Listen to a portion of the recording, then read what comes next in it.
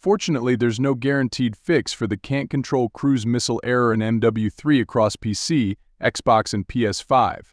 This widespread issue appears to be a bug within the game itself, not a problem with your individual platform or settings. Here's what we know: there are multiple reports from players on all platforms confirming the cruise missile functionality being broken. Infinity Ward, the developer, hasn't acknowledged the issue or released a patch. While not guaranteed, some players have reported success with restarting the game. Sometimes a simple restart can resolve temporary glitches. Verifying game files is another option. This process checks for and repairs corrupted game data. Specific instructions vary by platform.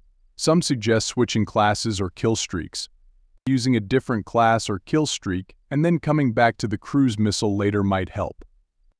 It's crucial to remember that attempting to exploit this bug through unofficial means like third-party tools can violate the game's terms of service and potentially lead to account suspensions or bans.